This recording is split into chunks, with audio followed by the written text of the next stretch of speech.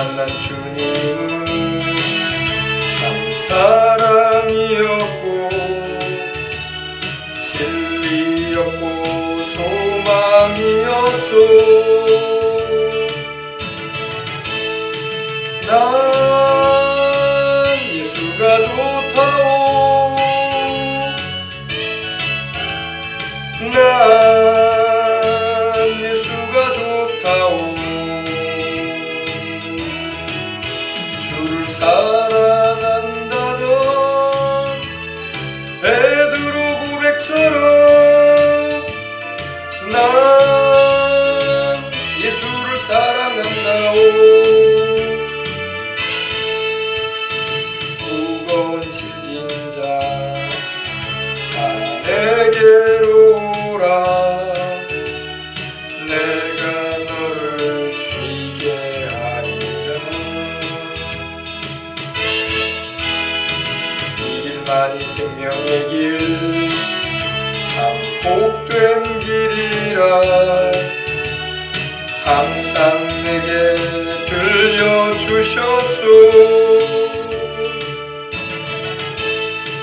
난 예수가 좋다오. 난 예수가 좋다오. 주를 사랑한다던 베드로 고백처럼 난 예수를 사랑한다오.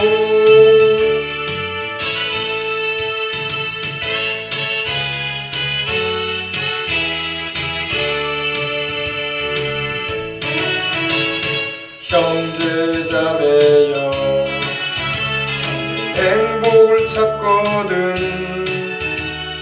예수님을 만나보세요.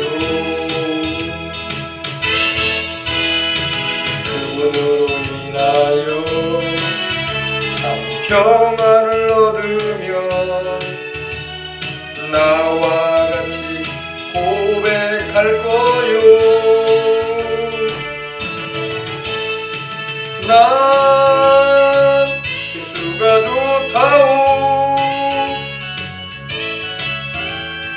난 예수가 좋다오. 주를 사랑한다던 베드로 고백처럼 난 예수를 사랑한다오.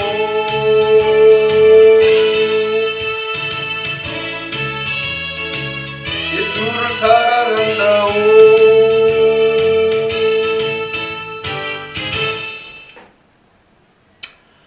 자, 우리 기도하겠습니다. 기도하고 우리 오후 기도 모임 시작하도록 하겠습니다. 하나님 아버지, 오늘도 참으로 좋은 날, 또 새로운 한 주간을 2월의 첫 주간을 주 안에서 시작하게 하시고 기도하면서 찬송하면서 또 성찬에 임하게 하시고 또 말씀 듣고 우리 영이 깨어나게 하시고 기도할 수 있는 아버지 은혜를 입게 해주실 것을 감사합니다. 수많은 사람이 교회를 다니고 이 교회 저 교회가 많지만은 깨어서 기도하며 회개하는 교회는 많지가 않습니다. 다 종교 생활을 하고 종교 놀이를 하고 있는 것입니다. 그래가지고 천국에 못 들어갑니다.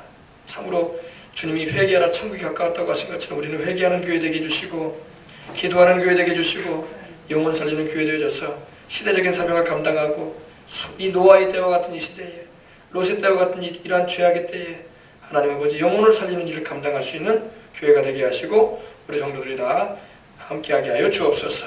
우리 주님의 성령께서 이 시간도 함께 하시고 또 기도하고 찬양하는 이 시간 또 말씀을 통해서 하나님을 더 깊이 경험하는 시간이 되게 하여 주옵소서. 성령께서 함께 해주심을 믿으며 주 예수님의 이름으로 기도합니다. 아멘.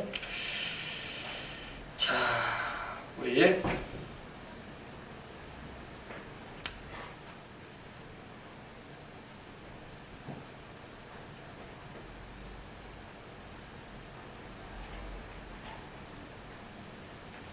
찬송 한 장 함께 드리고 난 다음에 말씀의 은혜 우리 나누도록 할 텐데 이 찬양 드리고 우리 기도하십시다. 찬양이 언제나 넘치면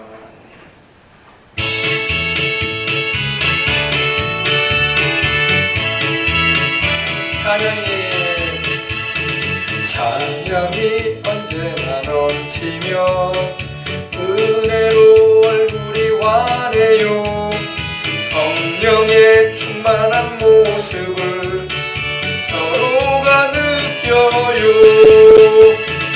할렐루 할렐루 손뼉 치면서 할렐루 할렐루 소리 외치며 할렐루 할렐루 두 손을 들고 주님을 찬양해요. 다시 한번 합니다. 찬양이 언제나 넘치며 은혜로 얼굴이 환해요. 성령의 충만한 모습을 서로가 느껴요. 아멘. 할렐루 할렐루 손뼉 치면서 할렐루 할렐루 소리 외치며 할렐루 할렐루 두 손을 들고 주님을 찬양해요. 감사가 언제나 넘치며 은혜로 얼굴이 환해요. 성령의 충만한 모습을 서로가 느껴요. 할렐루야 찬양합니다. 할렐루 할렐루 손뼉 치면서 할렐루 할렐루 소리 외치며 할렐루 할렐루 두 손을 들고 주님을 찬양해요. 사랑이 언제나 넘치며 은혜로 얼굴이 환해요.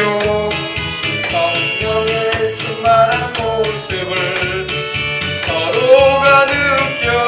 할렐루야 주님을 찬양 할렐루 할렐루 손뼉 치면서 할렐루 할렐루 소리 외치며 할렐루 할렐루 두 손을 들고 주님을 찬양해요.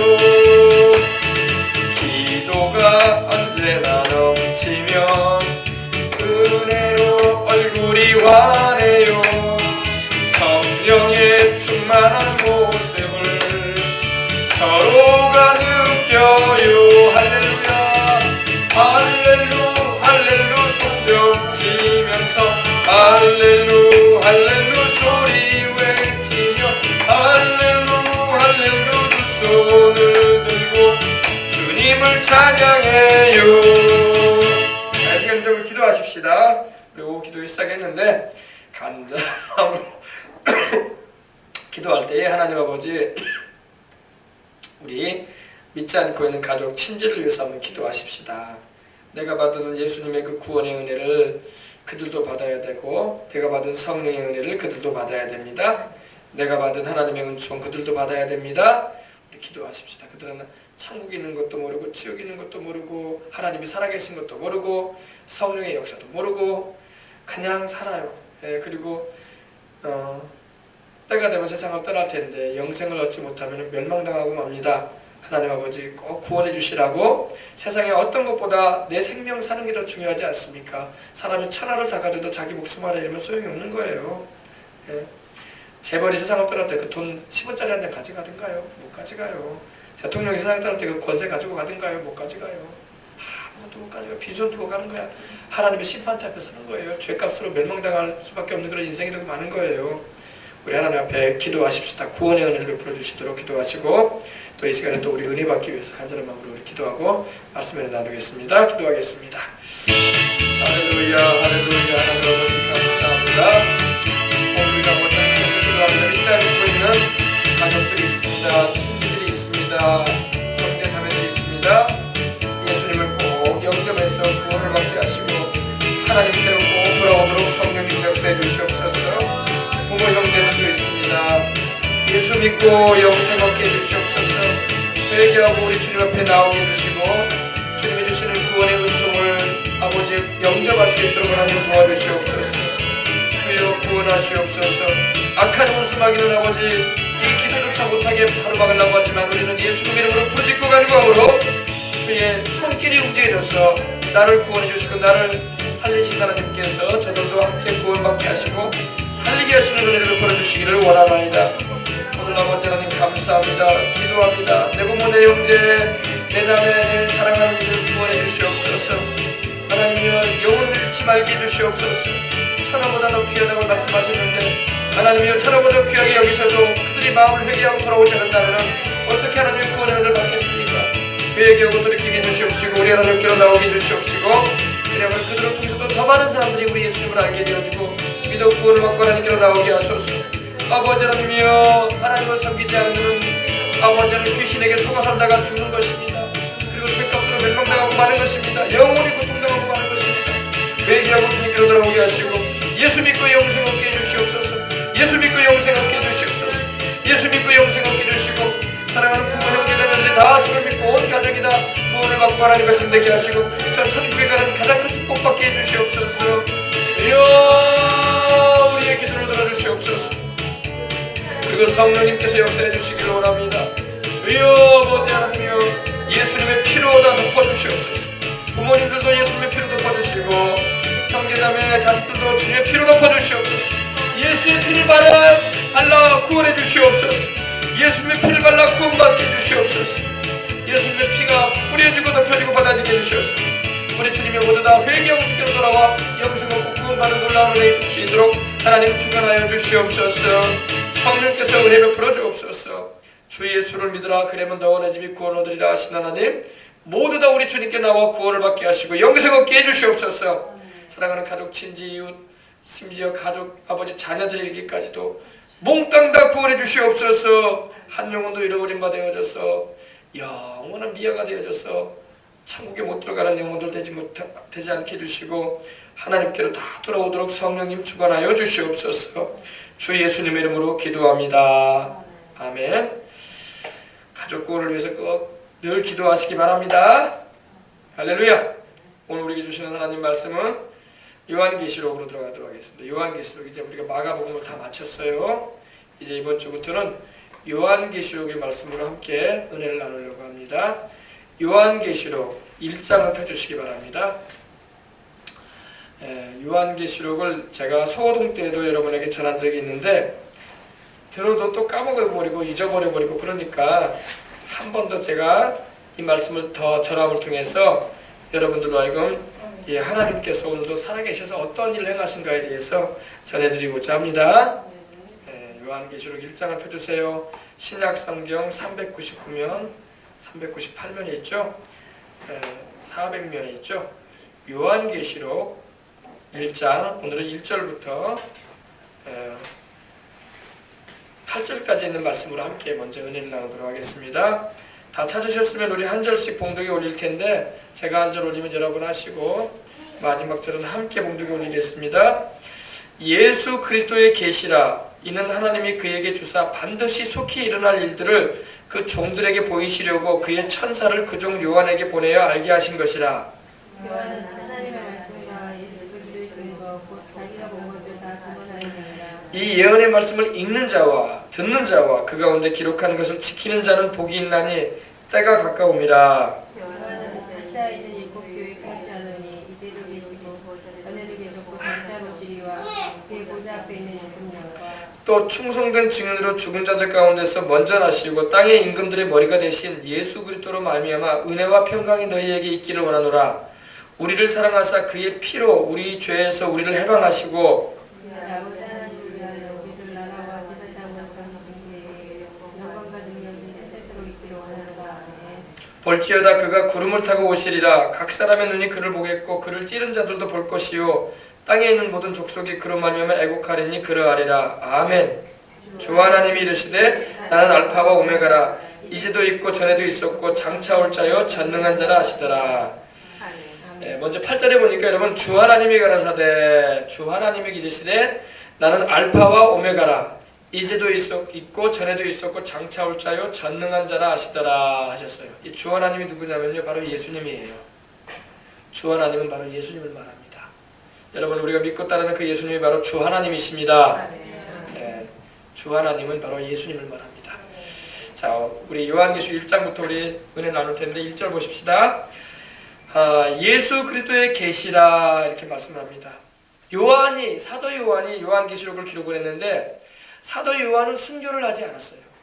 다른 제자들 베드로, 야고보, 또 바돌로메, 빌립, 도마, 이 도마 같은 경우는 인도까지 왔어요. 여러분 남인도 알죠? 남인도 저 인도 불교 힌두교가 있는 이 인도까지 와서 복음을 전했던 사람이 도마 제자예요. 도마는 예수님이 부활하신 것을 믿지 않았다가 나중에 주님께서 직접 도마에게 나타나셔서 내 손과 발을 봐라.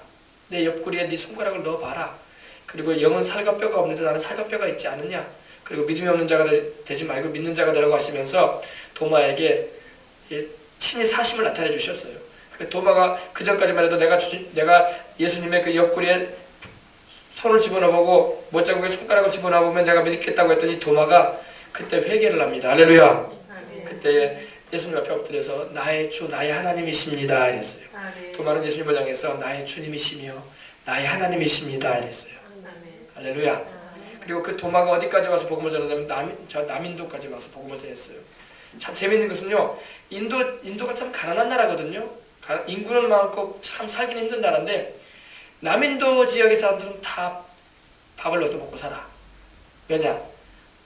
하나님의 복이 임한 걸 믿으시기 바랍니다. 복음이 증거돼가지고 곳곳에 교회가 세워져 있고 거기는 도마 교회라고 해가지고 도마가 복음을 전했던 현장이었기 때문에 그 도마 이름으로 교회가 세워져 있기도 해요. 할렐루야. 생각이 나서 말씀을 드립니다. 그래서 주님의 제자들이 다 순교를 했어요. 근데 사도 요한은 순교를 안 합니다. 사도 요한은 사명이 남아있었어. 그 사명이 뭐냐면 앞으로 장차 되어질 인류 역사의 미래에 대해서 하나님께서 기록하게 하신 이 계시록을 사명을 받아서 기록을 해야 할 사람이기 때문에 주님께서 순교를 하지 않게 하셨어요. 그래서 이 사도 요한은 수명을 다하기까지 살았어. 그리고 천국에 갔습니다. 다른 제자들 야고보, 베드로, 또 바돌로메 말씀드린 도마, 또 빌립 이런 제자들은 다 순교했어요. 다 곳곳에 나가서 복음 전하다가 예수 그리스도의 부활하심과 살아계심과 그의 주되심을 증거하다가 복음 전하다가 순교를 했습니다. 그리고 천국에 갔어요. 다. 할렐루야. 네, 오늘 보십시다.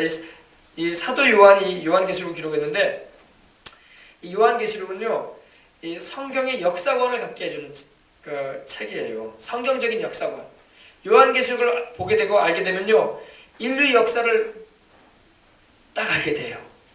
창세기로부터 기록되어져 있는 이 인류의 역사가 요한계시록 안에 보면은 다 우리가 이해할 수 있게끔 하나님께서 계시로 말씀을 하고 계십니다.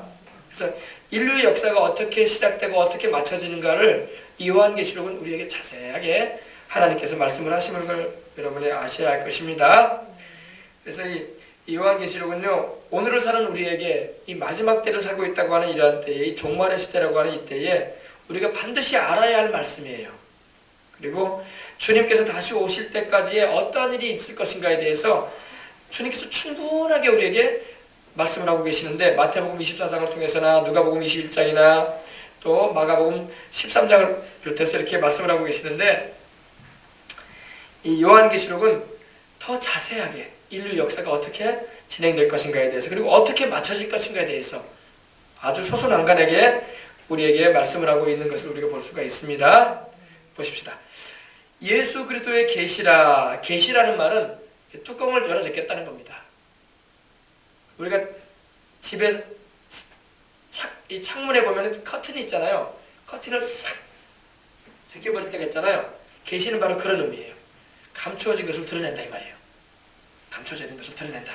숨겨져 있는 것을, 그러니까 예를 들면 그 장독대에 장독 뚜껑이 닫혀 있잖아요. 그럼 장독 안에 뭐가 들었는지 모르잖아요. 거기에 뭐 된장이 들었는지 간장이 들었는지 김치가 담겨져 있는지 모르잖아요. 뚜껑을 제껴버리면 뭐가 들었는지 알 수 있어요. 그죠? 똑같이 생긴 장독이라도 그 안에 김치가 들어있는 장독이 있고 간장이 들어있는 장독이 있고 또 된장이 들어있는 장독이 있단 말입니다. 장아찌가 들어있는 장독도 있고. 근데 주인만 알 수 있잖아요. 주인이 아는 사람은 몰라요. 그걸 열어봐야 된단 말이에요. 뚜껑을 열듯이 연다는 그런 의미가 바로 계시라는 말이에요. 우리 예수님께서 주신 계시다 이렇게 말씀을 하고 있대요. 사도 요한이 기록을 했지만은 우리 예수님이 주셨다는 것입니다. 그래서 예수 그리스도의 계시다 이런 말씀을 한 거예요. 근데 이 말은 바로 예수님이 직접 주셨다 그런 말이에요. 사도 요한이 막 머리를 써가지고 연구해가지고 막 이렇게 기록했다는 게 아니라 주님이 직접 보여주시고 내게 듣게 하셨다. 그래서 난 그걸 기록했다 이 말입니다. 그래서 자기가 기록을 했지만은 예수님이 주신 말씀이다 이 말이에요. 네. 예수 그리스도의 계시라. 이는 하나님이 그에게 주사. 이것은 하나님께서 예수님에게 주셨다는 거예요. 그 아들 예수님에게 주셨는데 반드시 속히 될 일을 반드시라는 말은요 틀림없이 된다는 거예요. 틀림없이. 여러분 하나님 말씀은 틀림없이 이루어집니다. 이걸 알아야 돼요. 반드시라는 말이 들어갔다는 것은요 틀림없다는 거예요. 틀림없다는 거예요.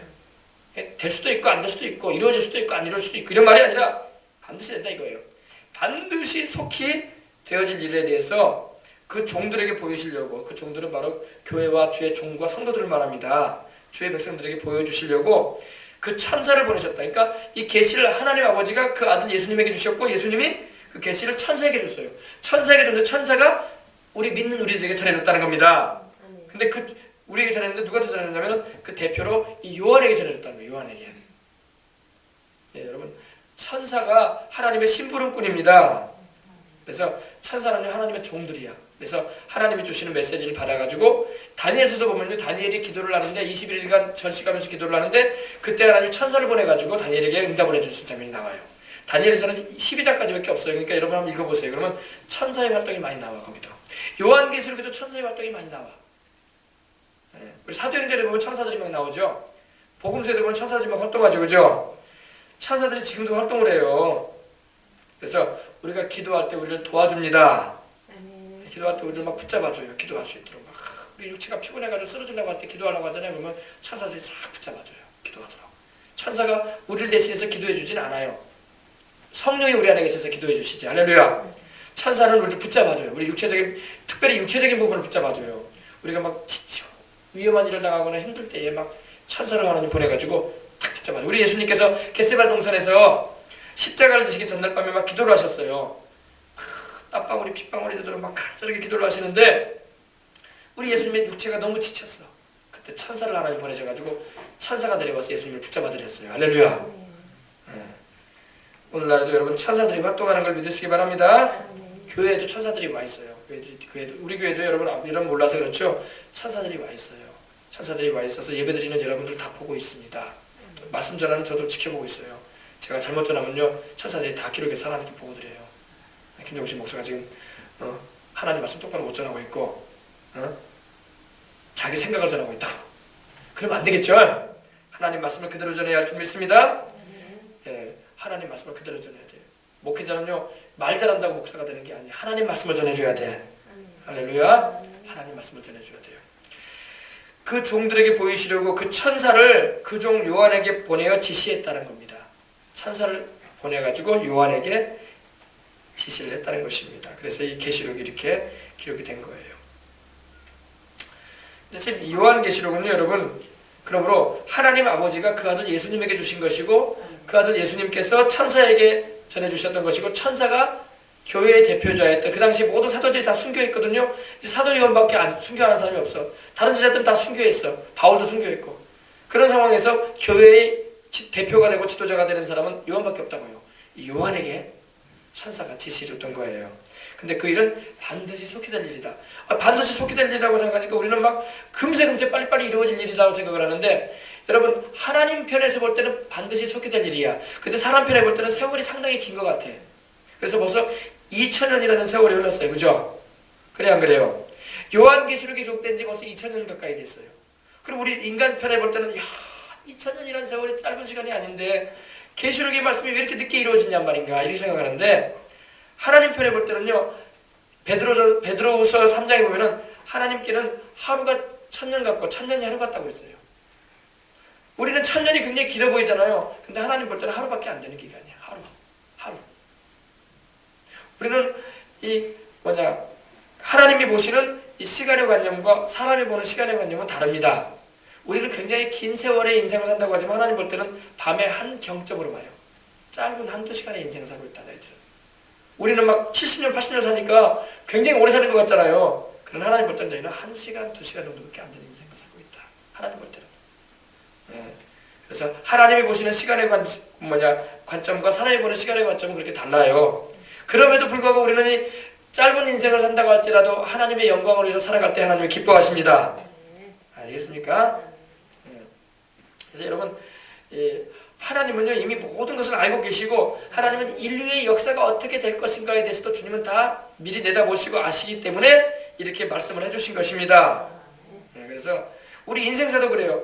하나님이 내 인생을 향해서 가지신 계획을요, 여러분, 나는 뭐 인생 내 마음대로 사는 거지 무슨 하나님의 계획하고 무슨 상관이 이렇게 생각하고 사는 사람 많은데 그렇지 않아요. 심지어 예수님을 믿지 않고 불신의 인생을 사는 사람들도요, 하나님이 정하신 범위를 못 뛰어넘어. 하나님이 정하신 범위를 못 뛰어넘어요. 사람들은요 다 자기 인생 자기가 알아서 사는지 알아. 아니에요. 하나님이 정해놓으신 범위를 못 뛰어넘습니다.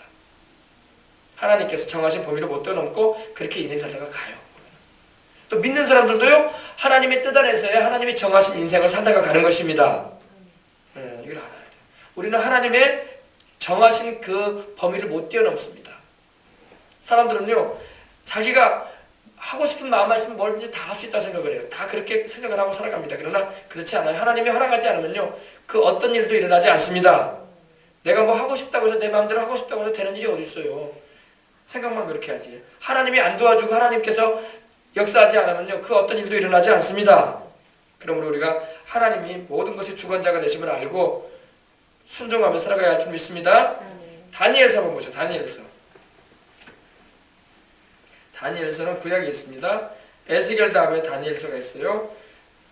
구약 성경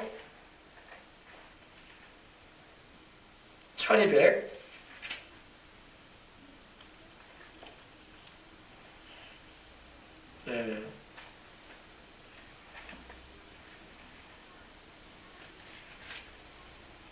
다니엘서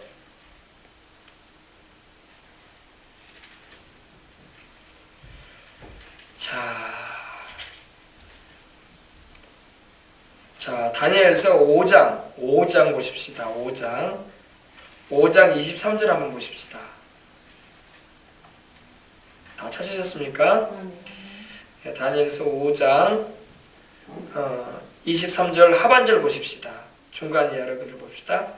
왕의 호흡을 주장하시고 왕의 모든 길을 작정하시는 하나님께 이런 말이 나오죠. 그죠? 1243쪽에 있습니다. 그래서 여러분 우리 인생의 호흡을 주장하시는 분이 누구냐? 하나님이십니다. 우리가 숨 쉬고 살아가는 거 하나님이 주장하시는 거. 하나님이요 숨 딱 취하시면 그럼 우리는 숨 취하시면 죽는 거예요. 그리고 왕의 모든 길을 작정하신다고 해서 우리 인생의 모든 여러분 7, 80년에 8, 90년의 인생을 살아가는 모든 길을 작정하시는 분이 누굽니까? 하나님이에요. 사람들은 하나님 없이 막 인생 살아가는 것 같지만 예수님을 안 믿는 사람들도 하나님이 정하신 한계를 못 벗어나요. 하나님이 정하신 한계 못 벗어나고 살아가는 거예요. 그리고 천국에도 못 들어가고 마는 거고 우리 믿는 사람들도 하나님이 정하신 범위 안에서 인생 살다가 가는 것입니다. 호흡도 하나님이 주장하시고 모든 일을 작정하시는 분도 하나님이에요. 모든 길을 작정하시는 분도요. 아시겠습니까? 그래서 하나님이 내 인생의 주인이시구나. 내가 그걸 모르고 인생을 살았었구나. 알고 우리는 이제는 하나님이 내 인생의 주인임을 알아서 주님의 뜻대로 살아가는 저와 여러분이 되도록 하십시다. 그래서 우리는요 하나님이 정하신 그 작정하시는 그것을요 저항을 못해요. 우리 인생은요 아무리 뛰고 굴려도요 하나님이 정하신 법에 못 뛰어넘습니다. 인생들이요. 하나님이 허락 안 하시면요 그 어떤 일도 우리는 못해요. 할 수가 없어요. 하나님이 모든 것에 주권을 가지신 하나님이심을 믿으시길 바랍니다. 살고 죽는 게 하나님의 손에 달려 있고 잘 되고 못 되는 것도 하나님의 손에 달려 있어요.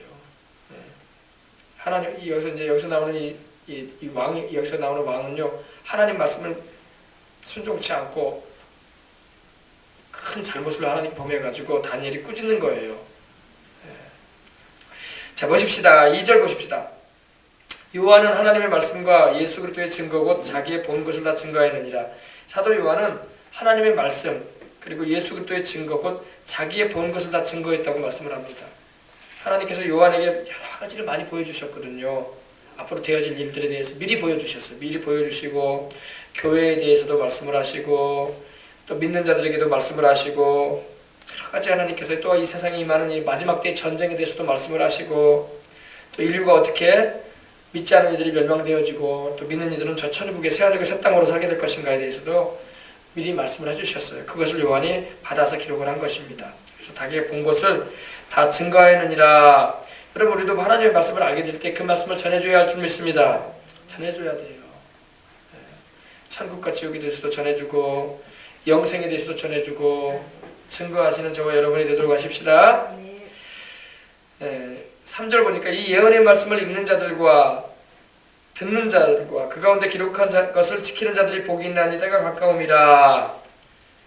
여러분 요한이 기록하니 계시록의 말씀을 읽는 자가 복이 있다고 말씀을 합니다. 오늘 여러분들 복 있는 분들입니다.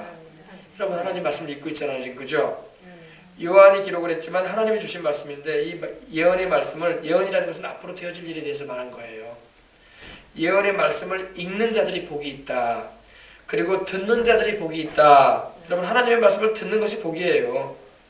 이렇게 주일마다 와서 하나님 말씀을 듣는 게 복입니다. 지루하다, 재미없다, 이 시간에 텔레비 보고 쉴 수 있는 시간인데 그 참 육신적으로는 편할 것 같죠. 영적으로는 복이 하나도 없는 인생들이에요. 영적으로는 복이 하나도 없는 거예요. 복은 여러분 어디서 오느냐? 하나님의 말씀을 듣는 자가 복이 있습니다. 하나님의 말씀을 읽는 자가 복이 있어요. 오늘 말씀에 기록되어 있잖아요. 기록한 것을 또한 지키는 자들이 복이 있어요. 여러분들은 하나님의 말씀을 듣기도 하고 읽기도 하고 지켜서 하나님이 주시는 복을 받으시기 바랍니다. 왜? 때가 가까움이라. 이제 주님께서 다시 오실 때가 다가온다 이 말입니다. 예수님이 언제 오실지는 모르지만 우리 주님께서 다시 오시겠다고 이미 누누하게 말씀을 하셨어요. 근데 여러분 우리 주님이 재림이 더디어지니까 사람들이 막 하나님이 없다고 큰소리 치는 거예요. 우리 주님께서는 왜 늦게 오시냐면은 한 사람이라도 더 회개하고 주를 믿기를 원하고 계시기 때문입니다. 더 많은 사람이 회개하고 주를 믿고 구원을 받기를 원하시기 때문에 주님이 재림이 늦어지는 거예요. 아시겠어요? 그래서 이 사도 바울 때로부터 사도 시대로부터 이 말세는 시작이 됐어요. 그때는 초기 말세예요. 초기 말세. 그리고 중세 시대 이제 거쳐서 이제 근대까지 이르렀는데 그때는 중기 말세. 그리고 지금은 우리가 살고 있는 이 시대는 말기 말세예요. 말기 말세.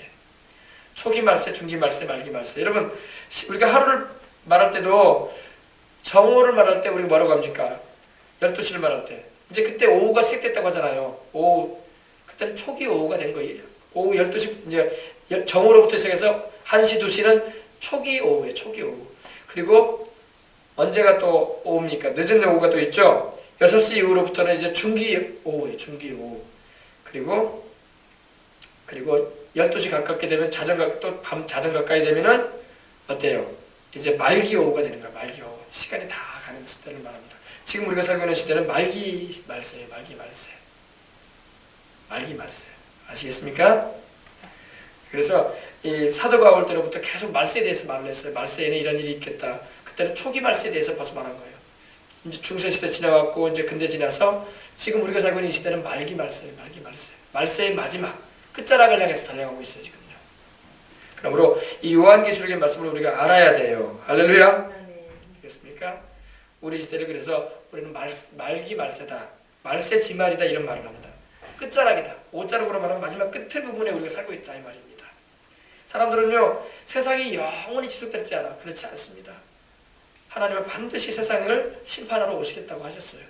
우리 주님께서 오실 때도 처음 오실 때도 동정녀 마리아에게 잉태되셔가지고 오실 때도 누누이 오시겠다고 했는데 구세주가 오시기를 간절히 바라다가 눈을 감은 사람들이 많아요. 그래서 과연 구세주가 오시겠느냐 이런 생각을 했었어요. 근데 정말 오셨잖아요. 할렐루야. 그것처럼 말세에도요 사람들이 정말로 예수님이 다시 오시겠냐 이런 말을 하는 사람들이 많다고요. 그러나 정말로 오실 것입니다. 주님은 정말로 오시게 돼요. 그때 벌거벗고 다니는 자들이 되지 말라고 주님 말씀하십니다. 왜? 의복을 입도록 해라. 할렐루야. 예수 믿고 죄를 그 피로 씻어서 의복을 입는 이들이 되시길 바랍니다. 다 그렇게 되시길 바랍니다. 그래서 이 예언의 말씀, 이 계시록의 말씀을 읽는 자가 복이 있고 이 계시록의 말씀을 듣는 자가 복이 있고 이 계시록의 말씀을 기록한 것을 그대로 지키는 자들이 복이 있는 것입니다. 때가 가깝다. 주님 오실 날이 가깝기 때문입니다. 요한은 4절 보십시오. 요한은 아시아에 있는 7교회에 편지한다. 요한은 아시아, 여기서 말하는 아시아는 지금 우리 동남아시아를 말하는 이런 극동을 말하는 우리 대한민국의 이 지역을 말하는 게 아니라 그 당시에 아시아는요 소아시아라고 해가지고 오늘날로 말하면 터키 지역이에요. 터키 지역. 터키. 그래서 이 터키 지역의 일대에 교회들이 많이 세워져 있었어요. 근데 그 가운데 7교회에 주님이 편지를 하시는 거예요. 7교회에 편지를 하는데 이 7교회에 왜 주님 편지를 하냐면 이 7교회는요 인류 역사상에 7개의 교회 시대에 대하여 예언적으로 상징적으로 주님이 말씀해주고자 하셔서 보내는 편지예요. 이제 보시면 알겠지만은 뭐라고 할까요? 이 2000년 시대의 교회가 복음을 전하면서 이 2000년 동안의 교회의 흐름에 대해서 7개의 교회를 통해서 주님께서 미리 예언을 해주시는 거야. 미리 예언을 해주시는 거야. 근데 여러분 너무나 그 말씀과 우리가 살고 있는 이 시대의 교회가 맞아떨어진다는 것입니다. 좀 안 맞고 동떨어져 버리면은 이거 뭐냐 믿을 수 없는 말씀이다 이렇게 할 수 있겠는데 너무나 맞아떨어진다는 거예요. 마치 톱니바퀴 맞아떨어가듯이 맞아떨어가요 지금. 놀라운 일이에요. 놀랍죠. 하나님이 하신 말씀은 거짓이 없구나 역시 우리가 알 수 있는 것입니다. 근데 요한은 이 터키 지역, 오늘날은 터키 지역에 있는 이 아시아, 그 당시 소아시아에 있는 7교회에 편지를 하는데 오늘날로 말하면 이런 편지는 뭐 요즘에 이렇게 접어가지고 요즘에 이메일로 많이 하지만 옛날에 이렇게 했잖아요. 편지 접어가지고 막 봉투에 넣어가지고 우표 붙여가지고 그랬잖아요. 주소 써가지고요. 예수님 당시에 이런 종이가 없었고요. 두루마리였어. 두루마리. 가죽이나 양피지 같은데 양가죽에다 이렇게 적어가지고 두루마리도 말아가지고 그래가지고 도장을 꽝 찍어가지고 묶어가지고 이걸 보내줬어요. 그러면 이제 이걸 펴가지고 이렇게 싹 봤던 거예요. 그러니까 오늘날을 말하는 이런 편지가 아니라 가죽 양피지나 아니면은 파피루스라고 해가지고 갈대들을 막 엮어가지고 눌러가지고 거기다 써가지고 그것을 잘 글씨 써가지고 보내줬던 거예요. 근데 이제 주님께서 요한에게 편지를 보내라고 말씀을 하시는데 소아시아에 있는 7교회에 편지를 보내라고 말씀을 하십니다. 그러면서 우리 주님께서 자신이 어떤 분인가에 대해 나타나십니다. 이제도 계시고 전에도 계시고 장차 오실 이와 이제도 계신 분이 누구예요? 이제도 계시고 지금도 계신다. 이거 현재를 말해. 이제는 현재를 말하는 거 아닙니까? 이제는 현재를 말해요. 지금을 말합니다. 지금도 계시고 지금도 살아계시고 전에도 계셨고 뭐냐? 전에는 뭡니까? 과거에도 영원전부터 계신 분이고 그리고 장차 오실 이 바로 누구십니까? 하나님 아버지이십니다. 할렐루야. 장차 오시겠다고 말씀을 하십니다. 오실 이와 그 보좌 앞에 7영과 하나님이 앉아 계신 그 보좌 앞에 7영이 계시요. 7영은 바로 성령을 말합니다. 하나님의 성령. 할렐루야. 성령이 7분이냐? 그 말이 아니라 성령은 7가지 직임을 하세요. 7가지 역할을 하세요.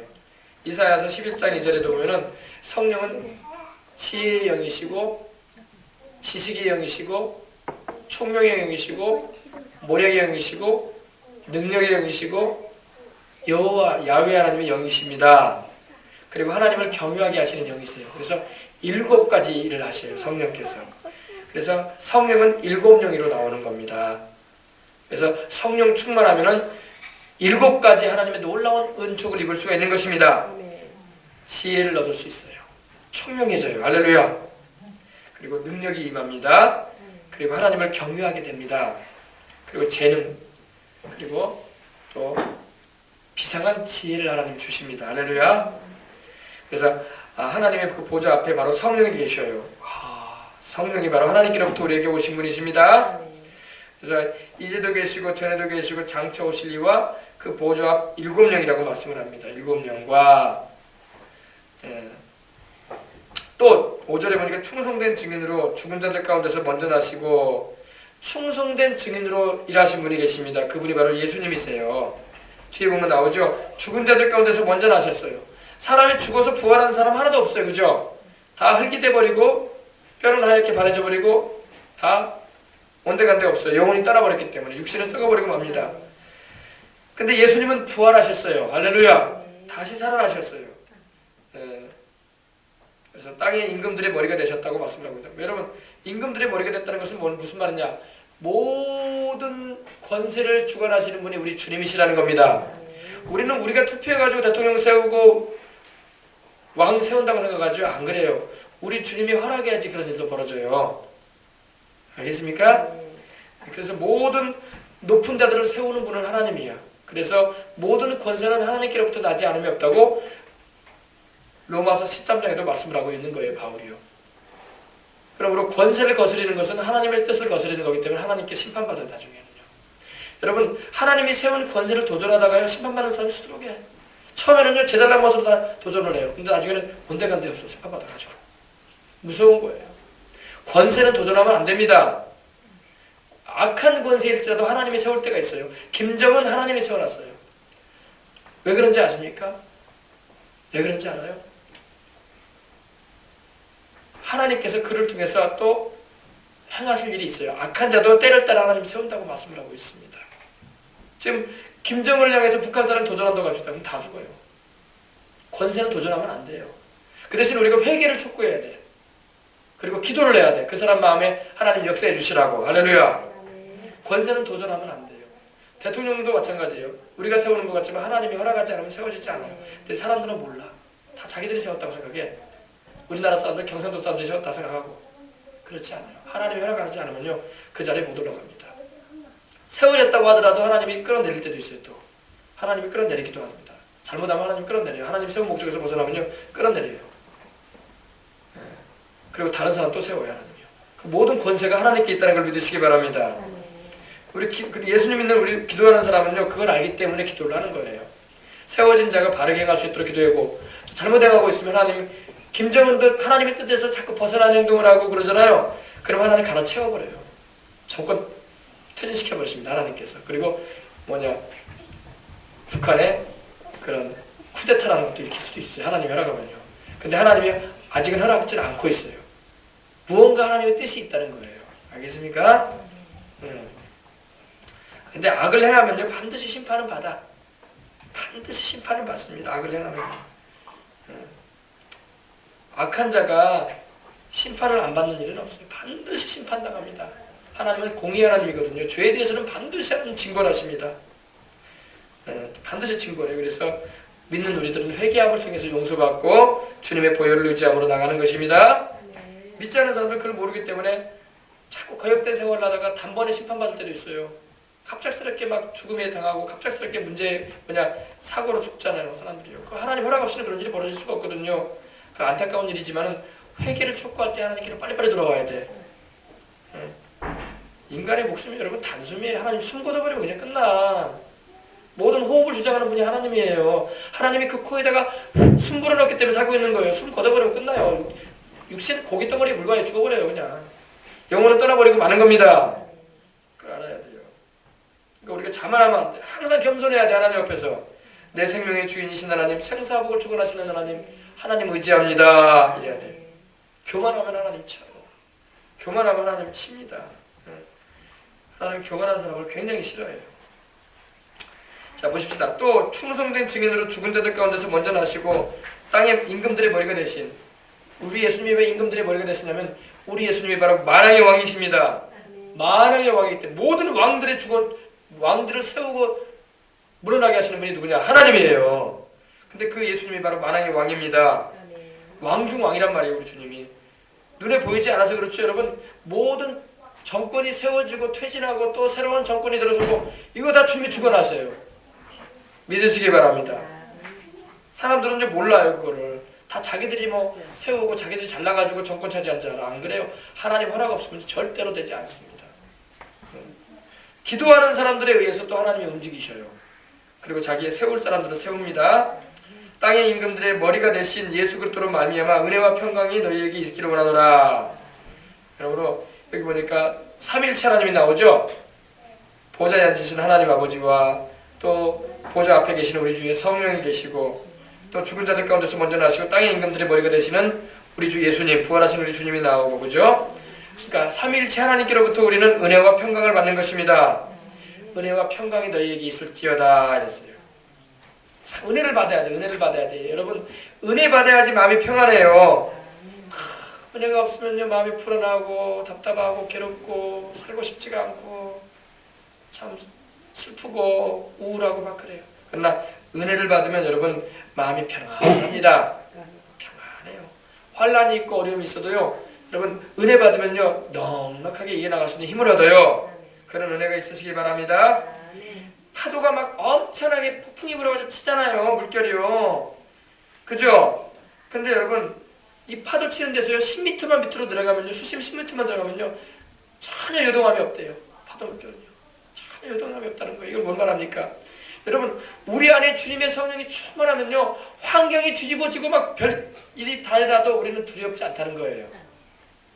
아멘. 근데 여러분, 마음에 주님이 안 계시면요 환경이 요동하면 사람도 뒤집어져 버려. 막 사람도 뒤집어져 가지고 막 어떻게 해야지 갈 바를 알지 못하고 막 헤매는 거예요. 사람들이 방황하는 거예요. 우리 안에 주님의 성령이 다 계시면요 환경이 뒤집어지든 뭐 하늘이 무너지든 땅이 꺼지든 상관없어. 마음이 편안해. 막 어떤 사람은요 벼랑이 치고 막 천둥 우레가 치면요 막 무서워. 막 죄를 많이 져가지고 새우잠 잔다고 막 벼락 맞으면 어떡하냐, 길 가다가도 막 벼락 맞으면 어떡하나, 왜 죄가 많아가지고 그래, 두려워 떨어요. 근데 여러분, 성령이 함께 하시고 주님의 평안이 내 안에 있으면요 담대한 거예요. 벼락 떨어지긴 왜 떨어지냐, 우리 하나님이 나 지켜주시는데. 할렐루야.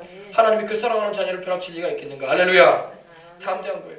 그러나 막 죄만 짓고 살다가, 그러니까 평소 때는 죄 짓고 살면서 겁도 없어. 근데 벼락 치면 무서워하다고 막 벼락 맞으라, 나 죄를 많이 져가지고 벼락 맞아가 죽을라 막 그런다. 정말로 벼락 맞는 사람도 있어요.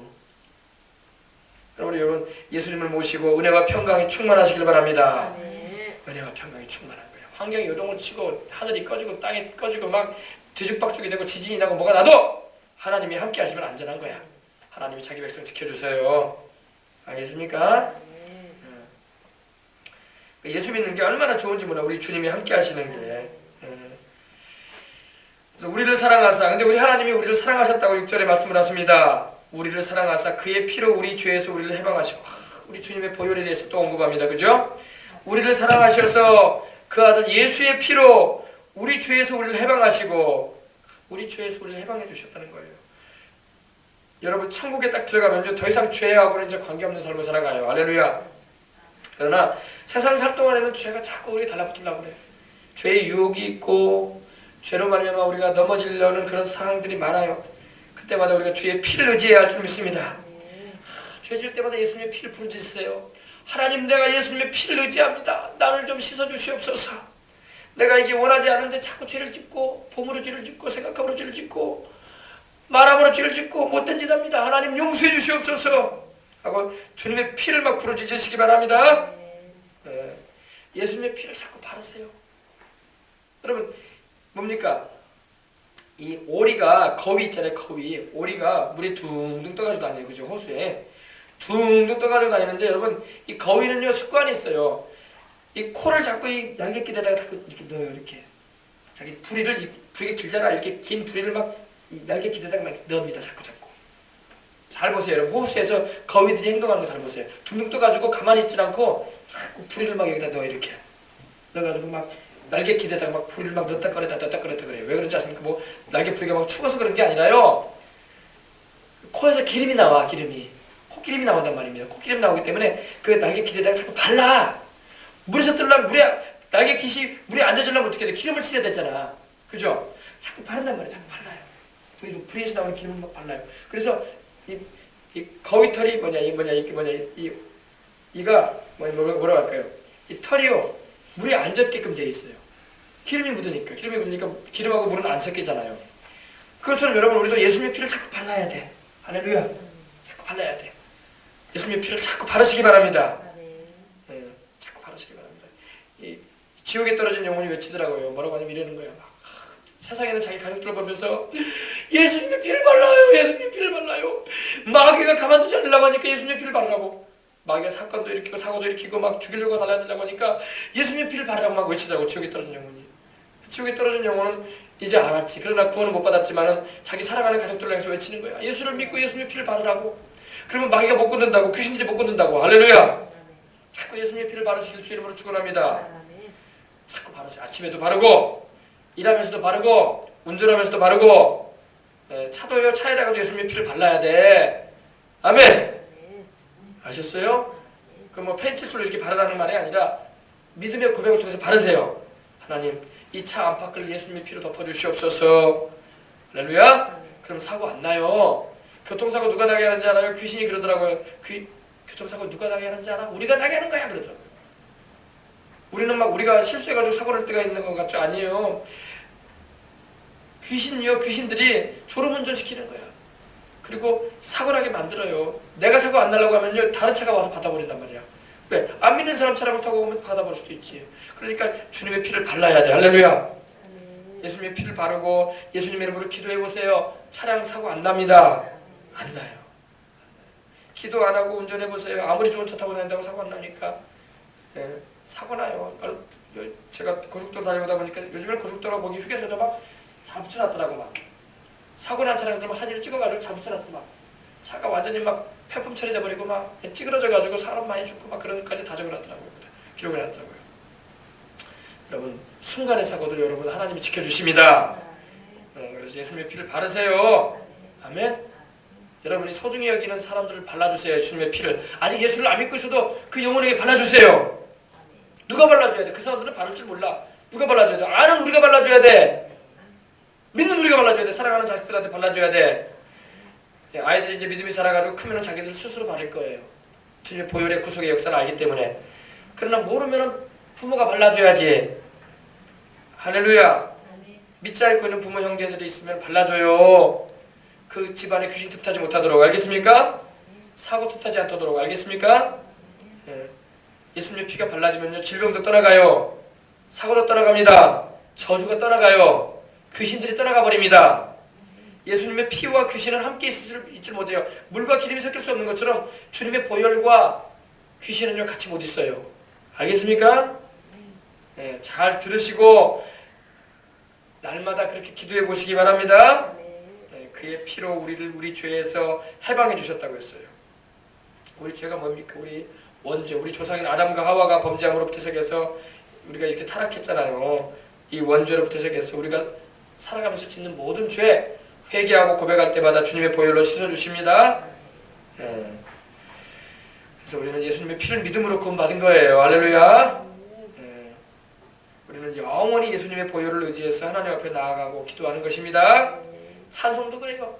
예수님의 보혈 찬양을 하나님은 제일 기뻐하셔. 예수의 피밖에 없네. 나의 죄를 씻기는. 할렐루야. 그래서 우리를 사랑하사 그의 피로 우리 죄에서 우리를 해방하시고 그 아버지 하나님을 위해서 우리를 나라와 제사장으로 삼으신 그에게 아버지 하나님을 위해서 우리를 나라와 제사장으로 삼으신 분이 바로 예수님이에요. 그 피로 우리를 사셔서 나라와 제사장을 삼으셨다고 여러분 5장 9절에도 말씀하고 있습니다. 계시록에. 그래서 우리 예수님께 영광과 능력이 세세토록 있기를 원하노라. 우리 예수님을 찬양하는 거예요. 할렐루야. 우리도 항상 하나님께만 영광 돌리고 우리 구주 예수님의 이름으로 하나님께만 찬양하십시다. 영광과 능력이 영원토록 우리 주님께 있기를 원하노라. 아멘. 제사장은 뭐하는 사람이냐면 제사장은 기도하는 일을 하고 제사장은 전도하는 일을 하는 걸 믿으시기 바랍니다. 제사장은 여러분 예수님을 통해서 늘 하나님께 찬양을 드리고 또 감사를 드리고 예배를 드리는 것입니다. 여러분들이 다 제사장들이 되었어. 아멘. 그래서 그렇게 은혜를 입으시고 살아가시길 바랍니다. 여러분 우리를 구원하고 천국까지 인도하실 분은 예수님밖에 없어요. 세상에 종교가 많지만 이제 종교가 우리를 구원해주지 못해요. 사람이 착하다고 구원받는 거 아니에요. 착한 사람 세상에 없어요. 김종신 목사 착하냐고? 안 착해 저도요. 저도 속으로 욕심 있고 시기 질투하고 분내고 그럴 때 많아요. 저도 예수님 피 의지하자면 저도 지옥 떨어져야 돼요. 알겠습니까? 여러분 마찬가지예요. 다 예수님의 피를 의지하시고 늘 죄 짓는 것이 있으면 회개하시고 주님만 붙잡으시길 바랍니다. 그러면은 천국 가요. 할렐루야. 그리고 하나님이 성령을 함께 해주십니다. 종교가 사람을 구원해주지 못해요. 어떤 유명한 종교가도 철학가도 인생들을 죄의 문제에서 해결해주지 못합니다. 그들은 선하고 의로운 길을 가르칠 수는 있을 거예요. 윤리와 도덕을 가르쳐주잖아 종교는요. 그러나 윤리와 도덕을 지켜 행해서 구원받는 거 아니에요. 우리 죄값을 치러주신 예수를 믿음으로 구원받는 것입니다. 누구도 다른 사람의 죄를 위해서 죽어준 사람 없어요. 여러분 석가모니가 우리를 위해서 죽어줬습니까? 공자가 죽어줬습니까? 사이비 종교가들이 우리를 위해서 죽어줬습니까? 죽어준 사람 없어요. 우리를 위해서 우리 죄값을 짊어지고 죽으시고 부활하신 분은 예수님밖에 없어요. 나사렛 예수, 그분만이 우리 주님이세요. 아멘? 누가 우리를 위해서 죽어주셨습니까? 예수님밖에 없어요. 믿으시길 바랍니다. 7절 보십시다. 볼지어다 구름을 타고 오시리라. 각인의 눈이 그를 보겠고 그를 찌른 자들도 볼 터이요 땅에 있는 모든 족속이 그를 인하여 애곡하리니 그러하리라. 아멘. 이제 볼지어다는 건 너희들 봐라 이 말이에요. 이제 이런 일이 있을 것이다. 이 말이에요. 구름을 타고 오시리라. 구름을 타고 오시리라. 우리 예수님께서 재림에 오실 때에 영광의 구름을 타고 오실 것입니다. 우리가 말하는 이런 하늘에 떠다니는 구름이 아니라 영광의 구름, 하나님의 그 영광의 구름을 타시고 주님께서 천사들에게 옹이 되셔가지고 다시 오실 거예요. 구름을 타고 오시리라. 각인의 눈이 그를 볼 것이다. 각인의 눈이 그를 볼 것이다. 여러분, 모든 사람이 때가 되면은 우리 주님께서 영광의 왕으로, 만왕의 왕으로, 만주의 주로, 역사의 심판자로 우리 인간들을 심판하실 하나님으로 오시는 걸 보게 될 것입니다. 우리 예수님이 처음에 오실 때는요, 어린아이로 오셨잖아요. 우리를 구원하실 구세주로. 그죠? 그때는 참 우리 주님께서 연약한 모습으로 오셨어요. 그러나 주님이 두 번째로 세상에 강림해 오실 때는 심판자로 오십니다. 우리 주님이 약한 분으로 오지 않아요.